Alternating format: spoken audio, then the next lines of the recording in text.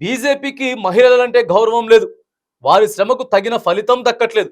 Second class సిటిజన్లుగా చూస్తున్నారని చెప్పి రాహుల్ గాంధీ గారు మాట్లాడుతా ఉన్నాడు. ఇక అక్కడ ఒక తల్లి భావోద్వేగానికి గురైతే ఆమెకి కొంత ఊరట చెప్తా ఉన్నాడు రాహుల్ గాంధీ గారు.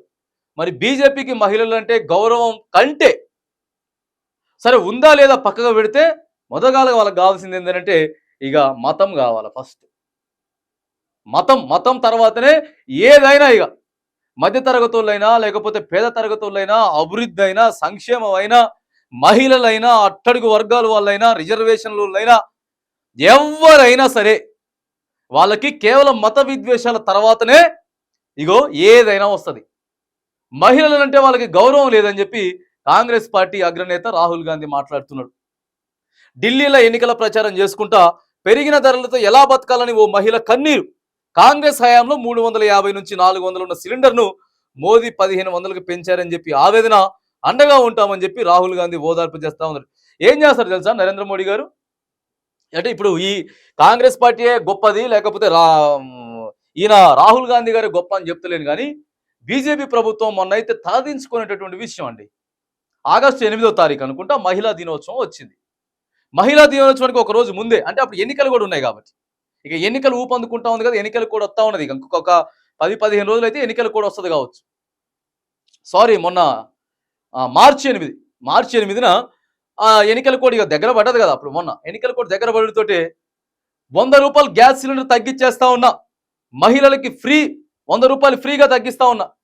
నీ బొంద తగ్గించినవయ్యా బాబు, పెంచింది ఎంత తగ్గించేది ఎంత, ఎప్పుడు తగ్గిస్తా ఉన్నావు? ఈ 10 సంవత్సరాల నుంచి మహిళా దినోత్సవాలు రాలేదా? ఎన్నికల కోడ్ వస్తేనే నీకు మహిళా దినోత్సవం కనపడుతుందా అని చెప్పి నెటిజన్లు బీభత్సమైన ట్రోల్స్, ఇక దారుణమైనటువంటి ట్రోల్స్ నరేంద్ర మోడీ మీద. ఇగో నరేంద్ర మోడీ చేసేటటువంటి విషయాలు ఇక ఇట్లుంటాయి. సరే, ఏది ఏమైనా కానీ మహిళలని గౌరవించుకోవడం అనేది మన దేశ సాంప్రదాయం. మహిళల్ని గౌరవించుకోవడం మన దేశ సాంప్రదాయం. ఏ ప్రభుత్వం ఉన్నా, ఇక్కడ రాష్ట్ర ప్రభుత్వాలైనా కానీ అక్కడ కేంద్ర ప్రభుత్వం అయినా సరే మహిళల్ని గౌరవించుకోవాలి. ఏదో తూతు మంత్రంగా వాళ్ళకి ఏదో ఇది చేసి అది చేసి కాదు, కానీ వాస్తవంగా నిత్యావసర ధరలు పెరిగినాయి, గ్యాస్ పెరిగింది, మొత్తం ఇక పప్పులు ఉప్పులు నూనెలు కానించాలి అన్నీ పెరిగిపోయినాయి.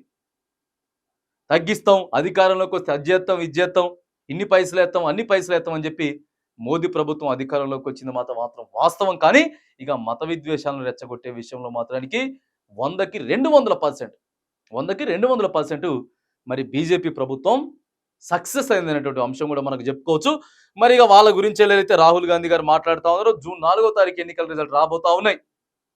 ఎవరు గెలిచినా కానీ దయచేసి మహిళలకి పెద్దపీట వేయండి, వాళ్ళ గౌరవాన్ని ఇవ్వండి, కావాల్సినటువంటి నిత్యావసర సరుకులు ఏవైతే ఉన్నాయో వాటి అన్నింటి తగ్గించేటువంటి ప్రయత్నం కూడా చేయాలని చెప్పి మరి ఎవరైతే అధికారంలోకి వస్తారో వాళ్ళని మనం వేడుతా ఉన్నాం.